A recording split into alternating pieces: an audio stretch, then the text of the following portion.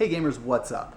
So today I'm going to do a little video about something that I've gotten commented on a lot in the past. And I got another comment, and I'm not asking you to go hate on this guy or anything. He was respectful about how he asked it, but it kind of eats at me when I get these comments because people don't see the whole story. They don't know the whole story, and they don't understand the facets of a business and how it operates. Now, this is a comment I got from Slug Diddy, and I'm not saying go hate on this guy or anything. It's a question that needed answered, and it's a topic that needed to be talked about. So I actually thank him for leaving the comment. But all the comments I've gotten in the past and everything, this is something I really need to talk on. So now I'm going to read you the comment. I have no idea if I would do the same if I was in the same position, but something totally rubs me the wrong way about a store/company going to yard sales and then just turning around and marking up the cost and reselling it. You come off as a very straightforward, decent human being, but something just feels a little off about reselling yard sale finds, especially when you haggle someone down to dirt cheap and then resell it to make a profit. I feel a similar way about decently well-off people shopping at the Salvation Army. Yeah, you can find some sweet clothes for dirt effing cheap, but it's really supposed to be there to help out people who can't afford to buy new clothing at all. And I'm going to stop right there because at that point he goes into something that isn't really topical here. I'm going to stick with the original first part of that comment and talk about the business end of what I do, and the rest is irrelevant. Now, I will say this. You know, when well-off people go shopping and they try to get a deal, maybe that's why they're well-off. There's nothing wrong with being thrifty. There's nothing wrong with being frugal. And there's nothing wrong with a person who has money valuing it and trying to get the best deal for it. Look, I live fine, but I go to the outlet and find Express jeans that are $90 here at the mall for $25 because I don't pay $90 for jeans. Now, should I leave that for some less fortunate person to do? No, because there's nothing wrong with me going out to find a deal. And basically, the same thing applies to video games. First off, what I buy goes into my collection, if I need it. I'm a collector and an enthusiast of video game history first. That's what I do. And if I need something, I keep it. That's why I go yard sailing. I go yard sailing for myself first.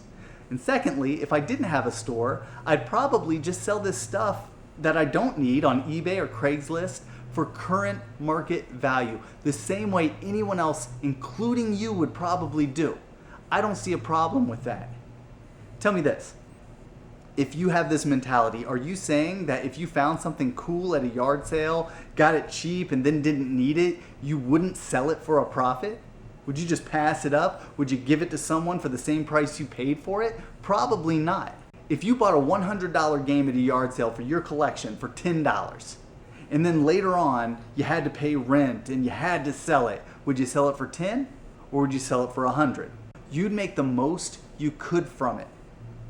You know, I put this all into perspective for myself a long time ago. I get these things for a good price, and then I sell them to gamers and collectors at a good price. Oftentimes, I refurbish before I resell. I put stuff into the hands of people who appreciate them, and when I do, it's in good working condition. And there's a lot of time and effort put into refurbishing and cleaning. It's not like I just buy it and then I just immediately sell it and all of a sudden I have all this money in my pocket. So one has to consider that there are many hours of my time and fuel and driving and looking around for all these deals that aren't just likely to fall in my lap without putting the work into it. Sometimes I'll go to 20 yard sales and find nothing at all. I've gone whole summers and found nothing. So what about the value of my time and effort and fuel? You know, right now it's at what, $2.80 a gallon or something. I don't get a refund on any of that, and I work 50 hours a week for modest pay.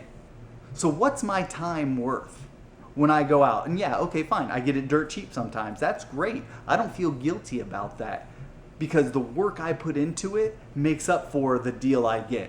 And lastly, don't forget that I don't just buy stuff and sell it for a profit and reap all the rewards of that sale. I have overhead. The mall doesn't just give me a space and say, hey, go make money, have fun, enjoy it. I have payroll, rent, utilities, and all the other things that come hand in hand with operating a business and keeping it successful. It's not cheap.